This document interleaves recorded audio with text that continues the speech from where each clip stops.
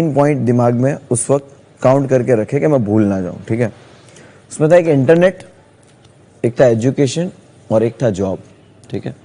हम लोग जिस तरह की बातें करते हैं हम लोग इंटरनेट पे अभी जो हाल में है, यकीन मानो मेरे को डिप्रेशन नाम की कोई जो चीज़ है वो मेरे को 2 से 3 साल पहले पता चला। एंड जब पता चला तब पता चला कि ओ मैं पिछले 25 साल से डिप्रेशन में हूँ, क्योंकि मैंने कभी ये सुना ही नहीं वर्ड। हम लोग जहाँ पे थे, जो हाल में थे, आप बोल रहे हो ना कि 4 साल से बच्चे को वो एजुकेशन, तो जब होश संभाला ना तब मैं शायद रास्ते पे समोसे बेच रहा था।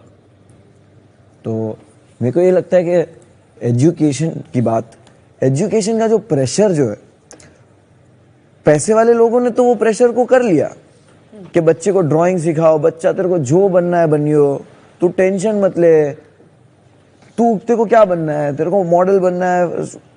ये प्रिविलेज लोगों ने तो कर लिया है, बट 80% इंडिया में लोग जो है ना, वो उनको बच्चों से वो उम्मीद इसलिए है क्योंकि उनका फ्यूचर बच्चे है, उनकी जिम्मेदारी, उनको लगता है कि हमारी जिम्मेदारी, हमने मेहनत करके बच्चों को पढ़ाएंगे।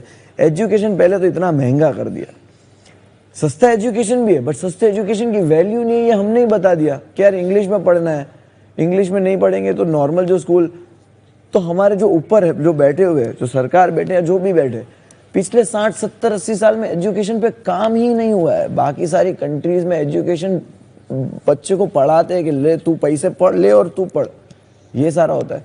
तो एजुकेशन पे काम नहीं हुआ है वैसा जैसा होना चाहिए एक आज़ाद देश में।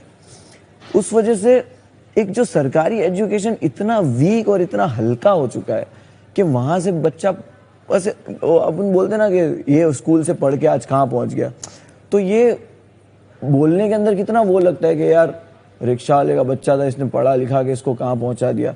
तो एक बच्चा उस स्कूल में पढ़ के वहाँ पहुँचता है।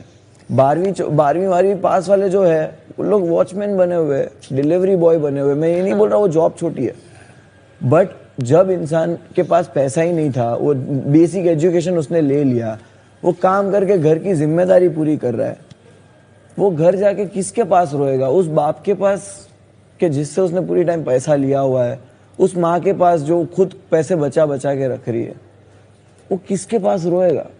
It's okay to cry, right, but वो वहाँ रो नहीं सकता क्योंकि उसको पता है कि मेरे रोने से ना कुछ चेंज होने वाला है, ना मेरे रोने से मैं बेटर फील करूँगा, क्योंकि मेरे रोने से और 2 लोग तकलीफ में आने वाले।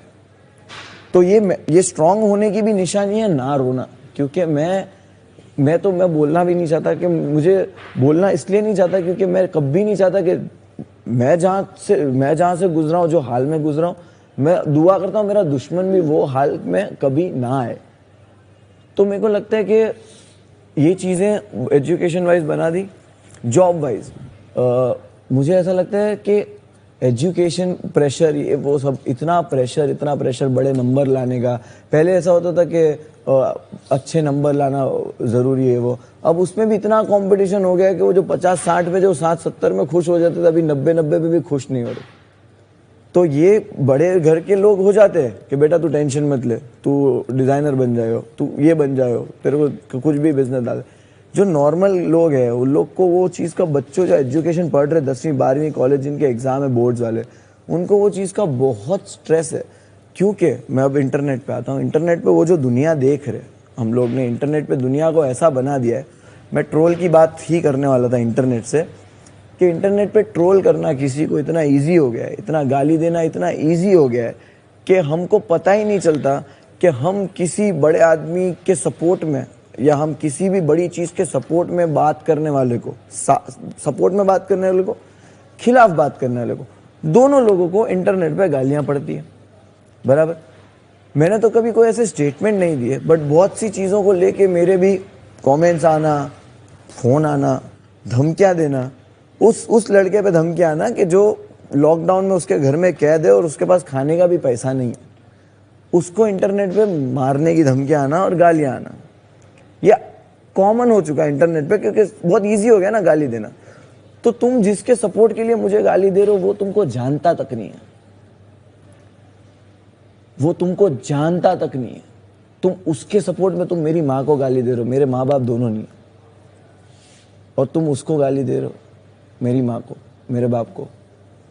और दूसरी चीज उसमें यह कि ये किसने ये माहौल बना दिया कि इंटरनेट पे आके अपना माल बेचना शुरू किया। 10 साल पहले तुम एक दूसरे के फोटोज लाइक करके बोलते थे कि अरे वो शिमला में वेरी नाइस, अकेले अकेले पानी पूरी खा रहे हो, ये सब होता था 10-15 साल पहले इंटरनेट पे, राइट? 2009 में ज्वाइन किया मैंने, मतलब मैं एग्जांपल दे रहा हूँ, 10 साल पहले ये होता था। एक हम लोग कहीं जाते थे, पिक्चर में टैग करते थे सब दोस्तों को, नीचे बढ़िया बढ़िया कमेंट्स आते थे। आज डाल दो एक कोई अलग कपड़े में फोटो, तुमको नीचे नाम देना, तू लाल शर्ट पिंक शर्ट में फोटो डाल, तेरे को नाम देने लोग आ जाएंगे नीचे। एक लड़की कुछ और पहन के डाल देगी, उसको कमेंट करने आ जाएंगे। तो ये लोग कौन इंटरनेट पे आए अपनी दुकान लेकर, कि जिनको पक्षों की जरूरत पड़ गई, कि इंटरनेट पे वो आए अपनी दुकान लेकर, और अब इनके पक्षपात में लोग बातें करना शुरू हो गए। पहले तो नॉर्मल इंसान यूज करते थे, अब वो बिजनेस जो बड़ा बिजनेस है जो सब मेंटल हेल्थ और I'm telling you, I'm telling you. Connection वो आप बोलते जाएं। हाँ मैं बोलता हूँ। तो ये ट्रोल, ये इनका जो मैं बोलना है, तो इनका इसका मूड बता रहा हूँ ना, कि गाली देना उनको किसने इतनी हिम्मत दे दी कि अपना ओपिनियन रखने की। क्योंकि वो जो गाली दे रहा है वो मेंटली डिस्टर्ब है, अपनी लाइफ की फ्रस्ट्रेशन में, वो लाइफ में फ्रस्ट्रेट है, और दूसरे को भी कर रहा है। दूसरे को इसलिए कर रहा है क्योंकि उसको घर पे कोई पूछ नहीं रहा है, लेकिन यहाँ पे उसको 4 लोग लाइक दे रहे हैं उसकी गाली पे। यहाँ पे उसको वैलिडेशन मिला, उसका एक गोल बन गया कि रोज सुबह उठ के मैं इसको ये कुछ बोलूंगा, मेरे को 4 लोग कमेंट में बोलेंगे भाई क्या बात बोली। करेक्ट। अटेंशन मिलेगा क्योंकि वो अपनी लाइफ से फ्रस्ट्रेटेड है। और मैं सही बोलूं कि हम लोग यहाँ पे जितने भी लोग हैं, आपने कभी वॉल पे किसी को जाके नीचे गाली दी है? तुमने दी है? आपने दिए? आपने दिए? तो ये लोग कौन दे रहे? ये वही लोग हैं जिनको एजुकेशन वो वाला नहीं मिला जो बाकी सब लोगों को मिल रहा है। तो ये जो सर्कल है ना, ये जो सर्कल वो एक दूसरे में इतना जुड़ा हुआ है। मैं जो बातें कर रहा हूँ निशा, आपके पास उस पर हम यहाँ पे एक दूसरे को डिबेट नहीं कर रहे। तो अगर आपका कोई भी पॉइंट हो तो वो वैलिड ही होगा, आपके बिना सुने मैं बोल देता हूँ, क्योंकि बहुत सारा मैं जनरलाइज नहीं कर रहा हूँ चीजों को। ये चीजें बड़े बड़े हिस्से में जो है ना उनके बारे में बात हो रही है, छोटे हिस्से में तो अभी हम लोग ये बात कर रहे हैं। मैं यकीन मानो मैं ऐसे 50 मोहल्लों के नाम दे सकता हूं जहां तक ये बात नहीं पहुंचने वाली। 50 मोहल्ले एक सिटी में, मैं नाम दे सकता हूं कि ये बात वहां तक नहीं पहुंचने वाली। और वो 50 मोहल्ले में इतना डिप्रेशन है, उनकी औरतों पे इतनी तकलीफ है, उनके बच्चों पे इतने स्ट्रेस है, उनके जो जवान लड़के डिलीवरी का काम कर रहे हैं उन पे इतनी प्रॉब्लम्स है, भाई ये बात उन तक नहीं पहुंचेगी। नहीं, लेकिन अगर एक इंसान की भी लाइफ थोड़ी चेंज हो, नहीं, मैं ये नहीं बोल रहा हूँ कि इसका कोई मतलब नहीं है डिस्कशन का। मैं ये बोल रहा हूँ कि हम लोग मेरा हो गया। तो आई थिंक सबको एक, मेरा इसका लास्ट यही है कि मुझे लगता है सबको एक दूसरे के साथ बहुत प्यार से रहना चाहिए। और हर एक इंसान जो सुन रहा है या सुनने जब तक पहुंचेगा, वो अगर ये जिम्मेदारी बना लेना कि अपने आसपास के लोगों को खुश रखेगा, अपनी जबान और अपने हाथ से महफूज रखेगा,